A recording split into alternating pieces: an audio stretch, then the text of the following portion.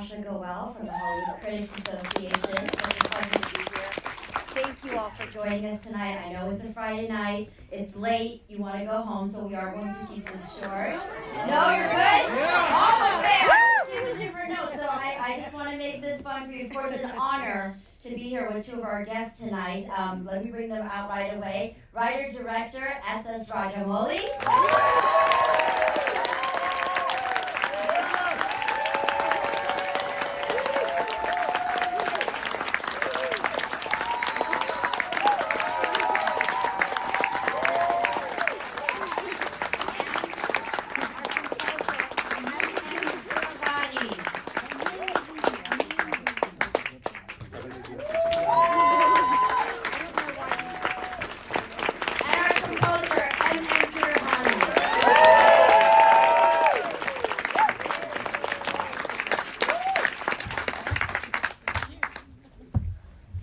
Loving the energy of this crowd, by the way, so thank you, because that just hypes all of us up too. So I'm going to start off with you, SSR. There's so many scenes that stand out, of course, in this film, but one of the pivotal scenes that I can probably attest to from everyone is the scene with the animals coming out, and it's such an intense scene. Can you talk about the logistics of how you planned that scene out? Oh my God, I need another 3 hours to explain. But for me, I always look for an opportunity where I can bring in an action sequence. The opportunity is when there is an emotional conflict. That gives me a perfect opportunity to lay out my action sequence. So in this scene, it has been laid out from the beginning. We have established Ram's character, we have established Bhim's character, and we established that both of them are going to be pitted against each other. And the audience know the moment they meet, it's going to be explosive. The moment they realize that they're not friends, but they're going to be against each other. We know, as audience, we know that the moment is going to be very, very emotional. So that gives me a perfect setting to create an action sequence. And also, Bhim has to enter into the enemy camp, and he's a foreigner there. He doesn't have any strength. And him being a jungle man, he will look for some kind of aid, some kind of help. And him dealing with animals is something he established in the beginning. So that is the background how I bring that onto the screen. And the logistics are just a nightmare. We shot it for 40 to 43 nights. Yeah, I need a lot more time for me to explain that. A lot of exotic animals in there too, so just the creation of those animals, I can imagine. And then for you, of course, Natu. Thank you very much. Thank you. Yes, congratulations with it. I want to talk about, now you both are cousins, and so you work together a lot. In this song sequence, the composition of it, how much direction did you receive from SSR? Because I know you have a lot of signature steps in all of your movies, so was the choreography instruction given to you first, or was it the musical part? Talk to us about the approach on the song. Now, for Natu, I just came up with version 1, that's the existing one in the movie. And then SSR is not sure of having the same as final version, so he asked me to compose more and more. So I was composing about 20 to 25 version options for the song. So, but surprisingly, he liked one particular tune, which was originally meant for Natu, one particular option, which goes like this, without any lyrics. It's a reggae celebration song only. So he liked the song and the tune, and he wanted me to reserve the tune for him for the same movie. And he came up with an idea that he is going to use the tune with the patriotic words on the end credits. And that was that flag song which comes in the end.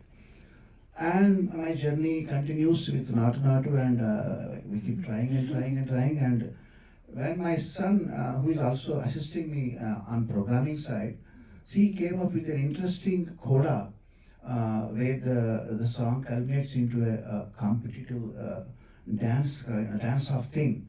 So he did some interesting programming, additional tones and all.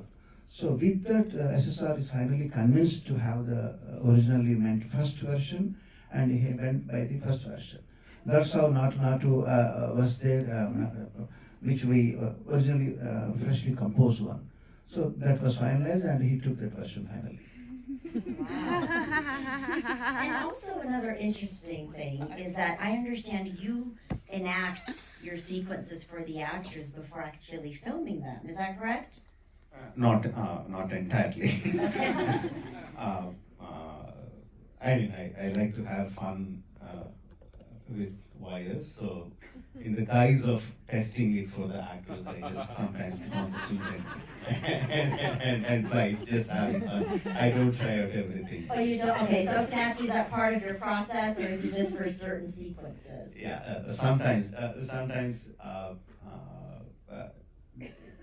playing is sometimes helps you get into the mode. It helps you see the scene in a completely different perspective. If you're in the actor's shoes, what if you're flying? What if you're falling? What if you're rolling? Whatever. It just gives you a completely different perspective of how the action can be shot. So I do that not to safeguard the actor's interest. Nothing of that sort. And no dabbling in acting maybe after that? Not at all. For you, you know, of course, growing up, I'm Indian as well, and we've grown up around so many Indian songs. But what does the global impact of Natu Natu mean to you? Yeah, Natu Natu is just like one of the 1,000 songs we Indians used to compose in the same beat with the same kind of percussions. But what made difference with Natu Natu is thanks to our choreographer, Mr. Prem Rachit. So he came up with a very innovative hook steps and for Natu Natu. So I think he should be credited majorly for making this song so viral around the world. So that particular step, it's very, it's a provoking step that everybody wants to try this at least once, but not me. So you're not going to demonstrate for us tonight? Probably you must have watched me a few times when Natu Natu is being announced as the winner, and trying to go all the way up the days and just compose myself to receive the award. You see, it requires a lot of stamina. I cannot imagine not even in my wildest dreams. Well, and speaking of wildest dreams, if Natu Natu wins at the Oscars this year for Best Original Song, this will be the first time a Telugu language song will be winning at the Oscars or even be recognized on such a global platform. So, congratulations. Thank you very much. Thank you so much. I would love to open it up to our audience. Does anyone have questions out here in the audience that you would like to ask? Yes. That's me? Okay. Yes. Hi, Rash. Namaskaram. This is truly an honor to even be in your presence. I have to say, for those who don't know, he has used two very mythical characters and taken their essence and shown us both the goods and the bads. What was your decision to make Rama and Bhima come together and use those essences and question their original story arcs? For me, I have been doing a lot of films which had very powerful villains before, but most of the villains are completely black in nature. So, as creators, we know when it is when the villain and hero are completely black and white or evil and good. The conflict is not so beautiful, and we all know that a conflict between good person and a good person gives rise to much more beautiful drama. I wanted to do that for a long time. So that is the main creative process of doing RRR, and in that process, I was also looking at India has a long history of a freedom struggle against British. India was under the British rule for 90 years, and in that process, there are many leaders who fought for the freedom of the people, laying down their lives. And I chose two of the people, Alur Sitaram Raju and Komram Bhim, who are from my part of the country, who fought against their oppressors for the freedom of their people. And interestingly, they came from around the same time. They were born around the same time. They went out of their homes around the same time, and we don't know what happened to them for a period of 2-3 years. So I thought, okay, this is a beautiful time that I can take out of their lives, because no one knows what happened then. I can bring them together, weave a story of friendship, betrayal, coming together, and fighting for a single cause. I thought there was a beautiful story there, and so that's how RRR was born. In my country, I think almost every child grows up on the epics Ramayana and Mahabharata, and we know the characters Rama and Bhima. And here, the names of these characters are Sitaram Raju and Komram Bhim. So it so happened, it's a coincidence that there is a reference in mythology as well as in history. So I just use the references from the epics as well to enhance the dramatics of the film. Thank you, Keeravani. Anyone else have a question they'd like to ask? Yes. Yes. I'd love to know how many background you used on your big days without plates. And I also wanted to know how you captured such an expressive cast. And did you do a lot of takes, or were you a 2-take kind of director?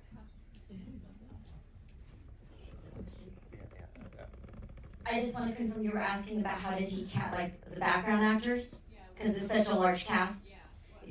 How many he had on a single day without plates? Oh, how many cast members did you have on a single day, especially with all the background? Obviously, it varies from day to day. The highest cast members that I had was the introduction sequence of Ram when he fights against the mob. The maximum number of extras I had in that scene on few days was like about 2,000 extras were there. Even during the interval, we had sometimes 1,600 to 1,800 extras on few of the nights. That's the maximum number of people we had, but by now we had a lot of experience in how to deal with large numbers, because my previous films, Bahubali 1 and Bahubali 2, had even bigger numbers. We dealt with even bigger numbers, so that's not a big thing for us. We knew how to deal with those people. And the casting wise, I should say I'm lucky to get my principal actors, Ram Charan and NTR. Both of them are very good actors, excellent dancers. They do all the stunts for themselves. I hardly used the body doubles for 3 or 4 shots maximum. Rest every shot was performed by them. They're very good, they're very committed. And yeah, all the cast members, even if it's a small role, Alia has a beautiful expression, Alia Bhatt, who played Sita. Likewise, all the cast were fantastic in their performances. I think in all my films, I have done 12 films so far. I think the best performances I had is from RRR. Did you have the 2 actors in mind when you wrote the script? Absolutely, yes. I think there was a question here, yes. Yes. Can you talk about the post-production, how long it took you, you have special effects, and how you put everything together? I mean, because it seems like a very complicated to keep the storyline and to keep everything like exciting and full of energy and good vibrations, and have this reaction from the audiences who now have the opportunity to see it on the big screen. The way we operate, at least I operate, is slightly different. I shoot for a very long time. RRR was shot for 320 days. And as I'm shooting, the post-production starts. Once one episode is done, I immediately complete the edit of that sequence maybe sometimes I do make changes even after the edit, but I need a long time to do the post-production process, especially the VFX. So we plan an episode, shoot the episode, edit it, and send it for VFX. Plan the next episode, shoot it, edit it, send it for VFX. And sometimes we start the re-recording the background score much earlier before we finish the shoot. So for us, it is like the production and post-production go hand in hand. The whole thing took about 2 years, 2 years to do. It's very difficult to say when I finished the production and started the post-production. Both of them went hand in hand. Let's also talk about the amazing dramatic music that went with the characters. Like every time they heard that boom, boom, we knew Ram was coming. It was incredible. I'll let him speak for the second part of the question. For the first part, the cinematography was done by Sindhil Kumar. This is my 8th film with him, so we have a great understanding on how to deal with this stuff. One interesting thing was when Beam was running in the jungle, when the camera was parallelly going through, there was no way that we could put a vehicle. It was a Paco artist who was holding the camera and running. Initially, we tested it with a fighter. The fighters are obviously very agile and they run quite fast. And the Parker artist ran along with him, and he thought, okay, if I can catch up with the stunt guy, I can definitely run along with the actor, because usually actors are not as strong as the stunt guys. So the moment NTR came in, and on one rehearsal, he said, "Go action," and the way NTR ran forward, the camera had to pan and had to catch him from behind. And the guy, I remember the expression on the camera guy's face. He said, "Okay, I need to put back my running shoes on." And he had to run really, really fast to catch up with him.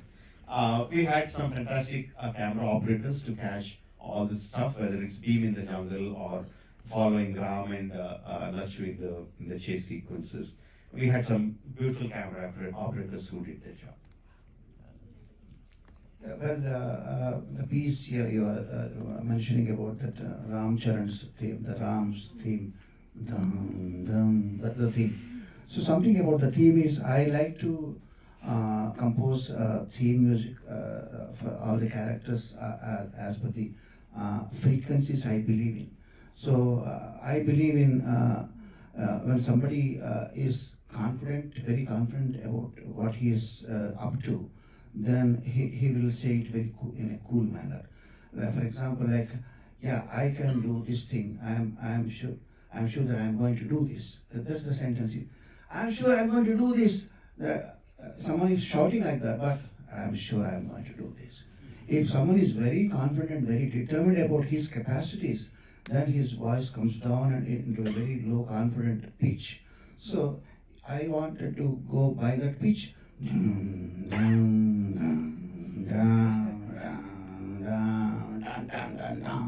So that was the theme for Ram Charan's most of the scenes he is portrayed.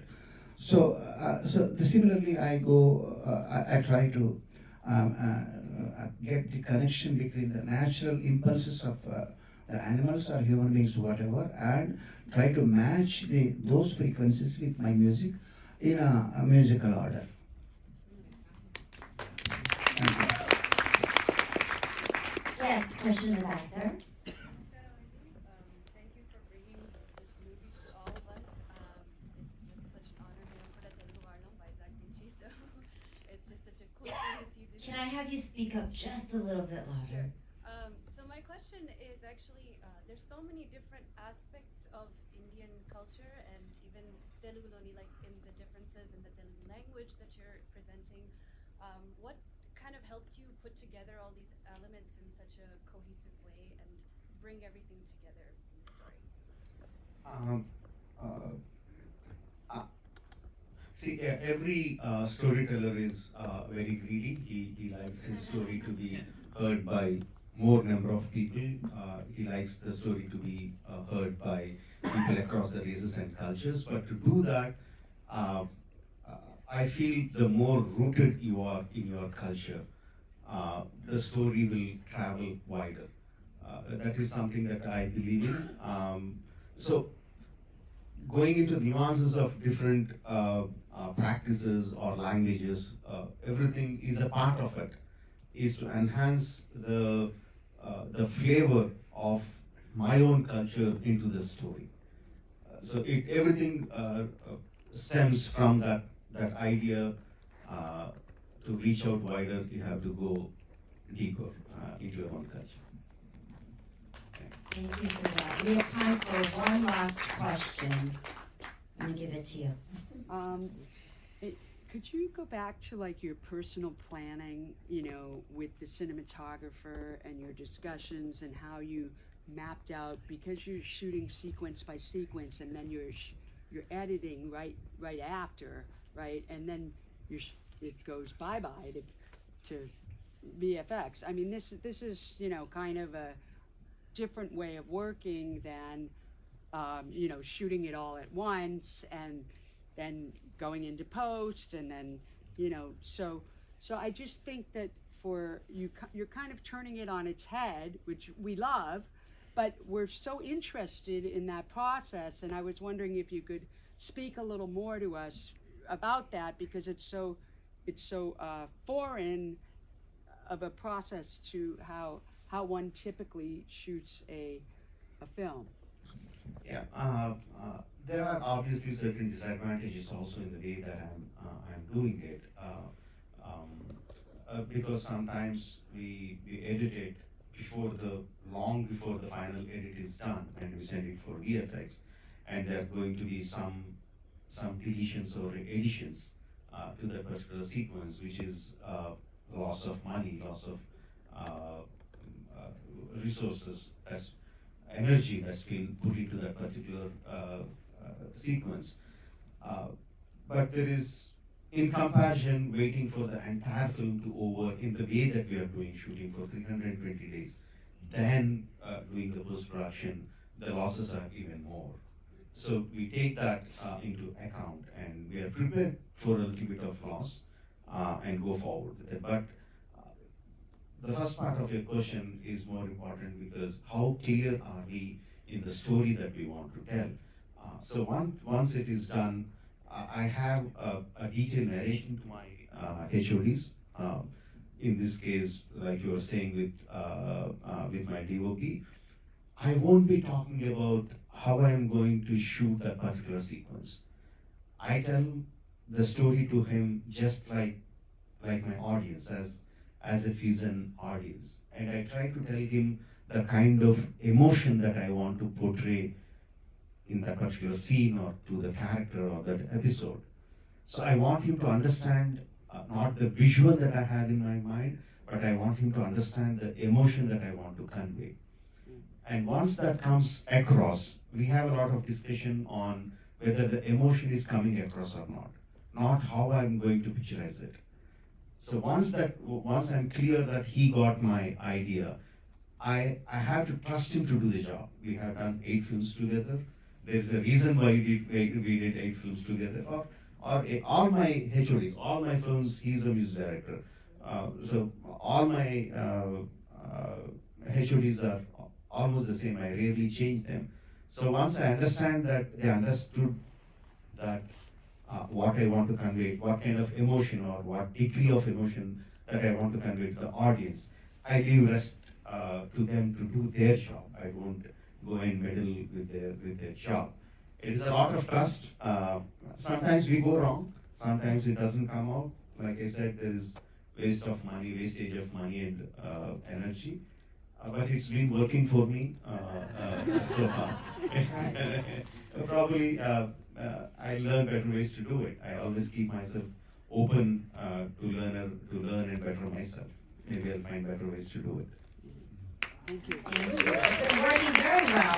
Well, thank you, SS Rajamouli and Keeravani, for being here tonight. Such a pleasure.